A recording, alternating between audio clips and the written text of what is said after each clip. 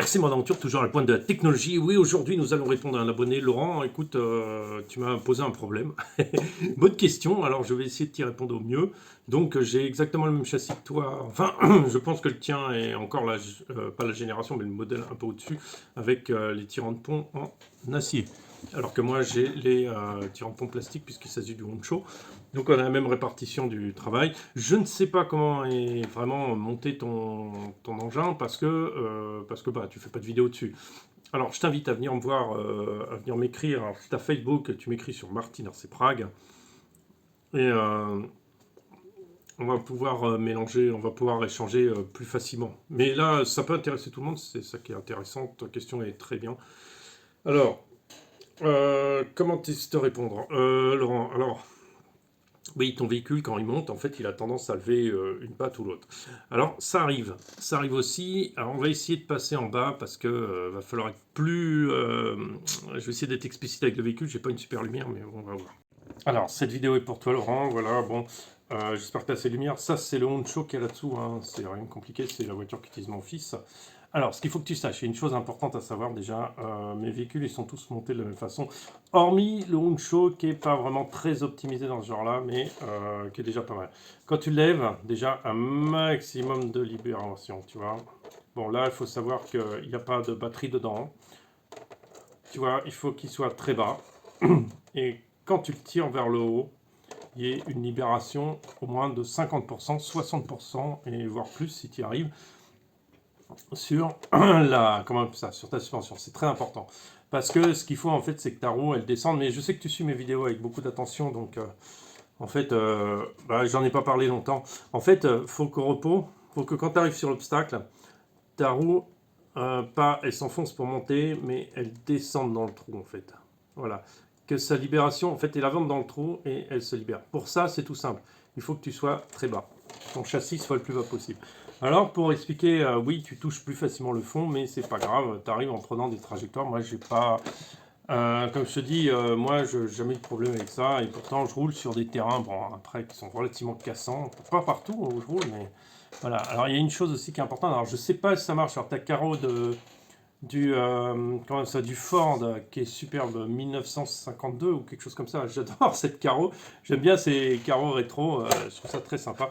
Alors là, ben, il va falloir que je débranche tout ce qui est lampe. Parce que il y a tout l'éclairage dans ces Bumblebee. Donc il y a les yeux en bleu et tout. Donc on va enlever la carreau. La carreau est plus trop légère, mais bon. Il a réussi à me décoller le Vario. Donc on l'a remonté avec un autre Vario pour plus de contrôle. Alors, si tu es monté comme le Sexis 2, comme celui-là, donc normalement c'est ça, tu as le cerveau là, comment on appelle ça? Tu as la batterie ici. Batterie, moi j'utilise maximum des 2200 mAh, voire 2600.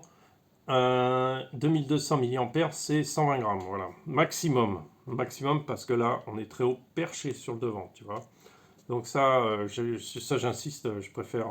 Si tu l'as plus là, tu peux mettre le variateur là et tu peux la mettre ta batterie sur le côté ici. Alors j'essaie de te montrer ici, ça te baissera encore plus le centre de gravité. Après, il te manquera un peu de poids vers l'avant. C'est pas grave, ça peut être très facilement gérable avec en mettant un peu de poids dans les pneus. Au plus simple, c'est de faire ça, quoi. Au mieux, tu achètes les braches ou au mieux, mais tu crois que tu as les ponts déjà métal et tout ça, quoi. D'après ce que j'ai vu sur ta vidéo. Donc tu as pas mal de poids en bas, donc c'est très bien. Après, qu'est-ce que je te conseille? C'est surtout la modification que j'ai fait, et je ne sais pas si tu l'as fait vraiment, c'est qu'il s'agit d'inverser. Mais normalement, tu as dû le faire parce que si tu suis mes vidéos, tu as dû le faire. Inverser. Ressort avant, normalement, tu as des durs. Ressort arrière, tu as des mous qui sont fournis. Il faut les inverser. Dur, mou. Il faut qu'à l'arrière, tu aies des mous. Non, il faut qu'à l'arrière, tu aies des plus durs et des mous plus à l'avant. Pourquoi? Parce qu'on a besoin que ton châssis il penche à l'avant un peu.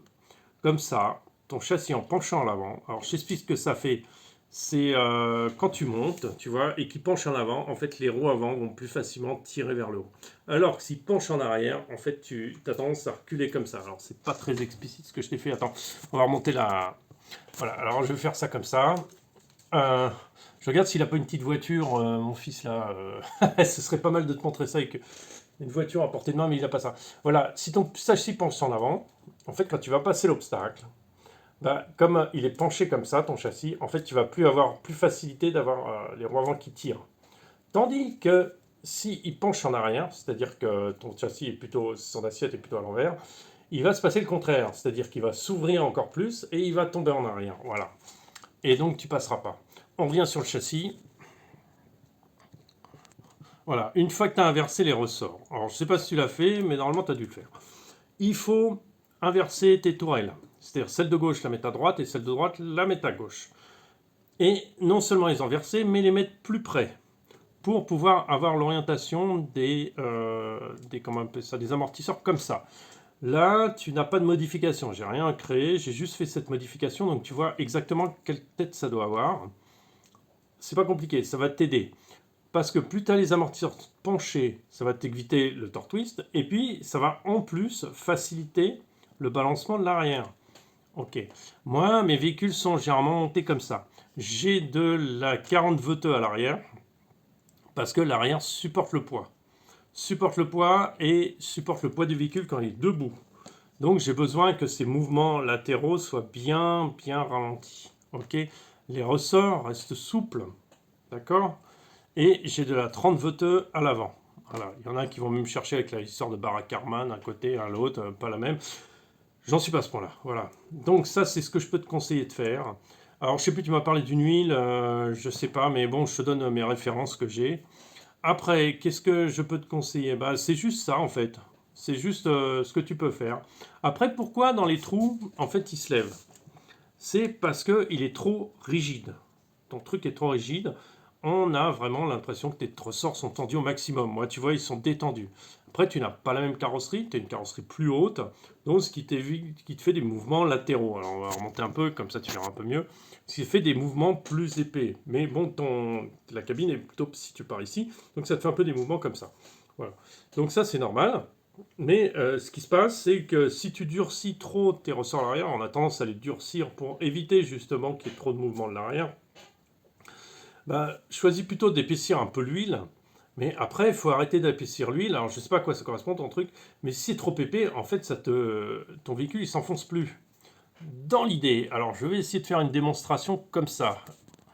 Voilà. Alors, il n'y a pas une super lumière, je suis désolé, il fait à moitié nuit. Voilà, on a deux obstacles. Voilà, quand tu as tes amortisseurs trop durs, tu ne voyais rien du tout, les mecs.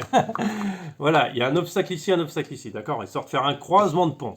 Voilà, quand tu as les amortisseurs trop durs, tu as ça qui se passe. C'est-à-dire que les deux passent en bas ou les deux en haut et l'autre lève. D'accord? Il n'y a pas d'enfoncement. Ça, c'est quand tu as trop de précontraintes sur tes ressorts, mon gars.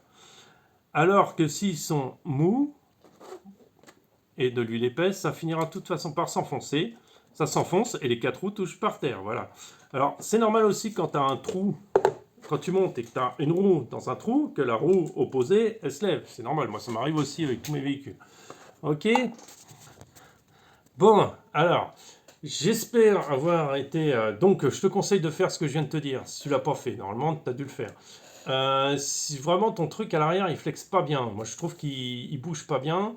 Effectivement, tu as raison d'être un peu mécontent de ça. En fait, il s'enfonce pas. Il s'enfonce pas dans le sol. Il s'écrase pas. Voilà, il s'écrase pas, il reste tendu. Alors, je sais pas ce que tu as fait, je sais pas comment est monté ton truc, envoie-moi des photos si tu veux. Il faut, tout est détendu sur moi. Tous les réglages sont au minimum le plus large. Voilà. C'est pour que le châssis descende et lui garder vraiment une bonne souplesse, une bonne articulation. Plus tu le raidis, plus il va être coincé, il va être carré dans ses développements. Après, ça t'empêche pas de passer, on a vu sur la vidéo que ça passait. Il y en a certains qui rendent très très dur l'arrière, comme par exemple sur un Sherpa, où tu as tendance à mettre des ressorts très durs. Pourquoi? Bah parce que tu as une espèce de grosse cabine en haut, tu as du poids en haut, bah faut tenir un peu tout ça, sinon ça se balance partout, donc il faut plus dur. Voilà. C'est normal. Voilà, sur ce, j'espère t'avoir aidé. N'hésite pas à m'écrire, je te refais une vidéo si tu veux, c'est un point plus précis, mais là je peux pas vraiment te répondre par écrit, c'est trop compliqué. Voilà, j'espère t'avoir tout dit, et puis surtout, n'hésite pas, et puis aussi, allez voir sa chaîne. Alors là, attendez, il y a une de ses dernières vidéos, alors je sais pas de quand elle date, parce que je me souviens pas, avec ton Ford vert bouteille, là, vert foncé, tu nous fais des dévers, bah écoute, chapeau, en plus tu fais ça tout doucement, monté.